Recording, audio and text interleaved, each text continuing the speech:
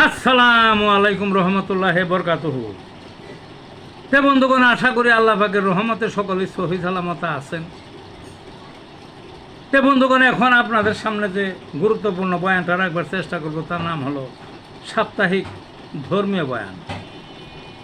তো প্রত্যেক সপ্তাহেই শুক্রবারের ধর্মীয় বয়ান নামে একটা বয়ান করি, কিন্তু যে কারণেই হোক এই শুক্রবার পারি নাই, কাজে শুক্রবারের পরে বয়ানটা করতেছি, তাই এটাকে সাপ্তাহিক শুক্রবারের ধর্মীয় বয়ান না বলে সাপ্তাহিক ধর্মীয় বয়ান বলা হলো। তো ধর্মীয় বয়ানটা কি? ধর্ম তো পৃথিবীতে কয়েক হাজার আছে, কোনটা সত্য ধর্ম কোনটা অসত্য ধর্ম সেগুলো আমি বলতেছি না, সেগুলোতে আমি যাব না। আমি ইসলাম ধর্মাবলম্বী, ইসলাম ধর্মের উপরেই কিছু বক্তব্য রাখার চেষ্টা করব। ইসলাম ধর্মটা মূলত কি? ইসলাম ধর্মটা হলো আল্লাহ পাকের নির্দেশ পালন করা। নির্দেশটা আল্লাহ পাকের রসুলের মাধ্যমে তিনি মানব জাতিকে জানিয়ে দিয়েছেন। আল্লাহ পাকের রসুল দুনিয়ায় জমিনের প্রতিনিধিত্ব করছেন। আল্লাহ পাকের প্রত্যেকটা নির্দেশ তিনি 100% নিজের জীবনে কার্যকরী করছেন, এবং তার যারা সাহাবা তাদেরও 100% কার্যকরী করাইছেন। এবং ওই যে তিনি করলেন 100% কার্যকরী এবং তার সাহাবাদের করাইলেন, এই বিধানটা কিয়ামত তক বজায় থাকবে, কোনো ছাড় টান নাই কোনো জায়গা, বুঝলেন না? পুরাপুরি।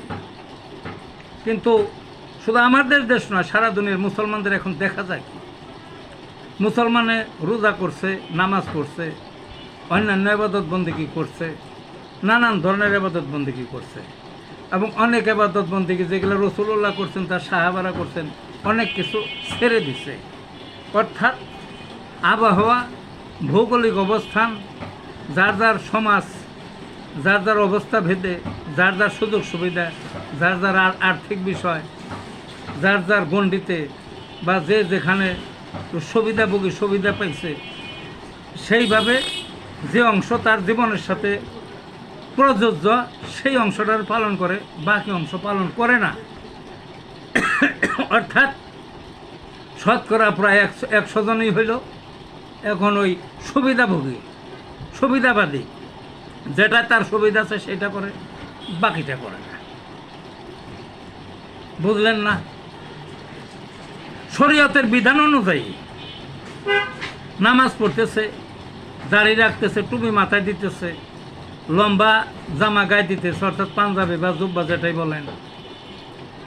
শরীয়তের বিধান অনুযায়ী ওই হয় খতনা হয়, অর্থাৎ মুসলমানি করা হয় ওই ছেলেদের। শরীয়তের বিধান অনুযায়ী কলমা পড়ে মুসলমান হয়, ওই বিবাহ বন্ধনে আবদ্ধ হয়, ইত্যাদি অনেক কিছুতেই তো শরীয়তের বিধান অনুযায়ী জমাজমের বন্টন হয়, সহায় সম্পত্তির বন্টন হয় উত্তরাধিকারীদের, এরকম অনেক কিছুই আছে। সব কিছুতেই প্রায় তারা পালন করুক না করুক কোনো তেমন একটা নাই, এর বিরোধিতা নাই তেমন, বুঝলেন না? আছে বিরোধিতা, কিন্তু প্রকাশ্য নাই। কিন্তু এই মানুষগুলো কি, এই শরীয়ত পালন করা মানুষগুলো কি, কেউ যদি বলে যে ইসলামী শাসন করতে হবে, তখন তেলে বেগুনে জইলা ওঠে, জইলা করে সারখার যে এটা কৌখান হয়ে গেলে মৌলবাদ, এগুলা খারাপ, এগুলা রাজাকার, এগুলা দুষ্ট, জাতা গালিগালাজ। এবং সেই ইসলামী যে শরিয়ার শাসন, শরিয়ার বিচার, শরিয়ার যে সামাজিকতা, তার ঘোর বিরোধী। অর্থাৎ ইসলামী শাসনের কথা এই মুসলমানরাই নামই শুনতে পারে না। শতকরা 99% এইরকম হবে বা তার বেশি নামই শুনতে পারে না। তাইলে হে মুসলমান হয় কেমনে? অথচ তাদের যে নবী বা রাসূল, তিনি মদিনার জীবনে যে শেষে 10 বছর এই শরিয়া অনুযায়ী শাসন করে গেছেন, তার সাহাবারা এই শরিয়া অনুযায়ী শাসন করে গেছেন খুলাফায়ে রাশিদিনে, এবং তারপরেও, বুঝলেন না? তাইলে এরা কিভাবে মুসলমান দাবি করে? ইসলামের কোনো আদর্শ এমন একটা গুরুত্বপূর্ণ আদর্শ। ফরজে আইন ইসলামী শাসন, সেইটার যদি প্রকাশ্য কেউ বিদ্রোহ করে, কটূক্তি করে, তাদের অত্যন্ত খারাপ বলে, তাইলে তো সে মুসলমান থাকার কথা না। কিভাবে মুসলিম দাবি করে সে? করুক রোজা নামাজ, করুক ধর্মকর্ম অন্যান্য, তাইলে তো প্রকাশ্য ইসলামের শত্রু। নবী যেটা করলেন, সাহাবারা যেটা করলেন, এবং এই শরিয়া বাস্তবায়ন করতে চাই, এই শাসনকে সমুন্নত রাখতে গিয়ে এই বিরোধীদের চাপের মুখে, কাফিরদের চাপের মুখে তাকে, নবীকে, সাহাবাদের অনেকগুলা জিহাদ করতে হয়েছিল, যুদ্ধ করতে হয়েছিল, রক্ত মুবারক শহীদ হয়েছে নবী, তারপরে দাঁত মুবারক একাধিক শহীদ হয়েছে, আর অনেক কষ্ট ভোগ করলেন। সাহাবারা অনেক হয়ে গেলেন, শহীদ হয়ে গেলেন, অনেকে ক্ষত বিক্ষত হয়ে গেলেন, প্রত্যেকটা জেহাদে অংশগ্রহণ করলেন। তারপরও ইসলামী শাসন, আল্লাহর নির্দেশিত শাসনকে কায়েম রাখতে হবে তার জন্যে। আর এখন সেই আল্লাহর রসুলের উম্মতের দাবিদার, এর শতকরা ৯৯ ভাগ সেই কথাটা শুনতেও পারে না।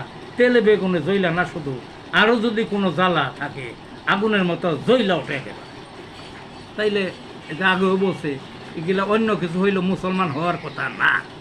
যতই নামাজ রোজা করুক, নামাজ রোজা করে উল্টায় দেখ, এগুলা মুসলমান হওয়ার কথা না। কাজে ছোট্ট একটা ভিডিওতে যে বয়ানটা রাখলাম, এগুলো বুঝতে হবে, রাসূলুল্লাহর জীবনের সাথে, সাহাবাদের জীবনের সাথে মিলাইতে হবে। তারপরে আমার কথাগুলি মানে সার না অসার সাক্ষ্য দিতে হবে। তে ভালো থাকুন বন্ধুগণ।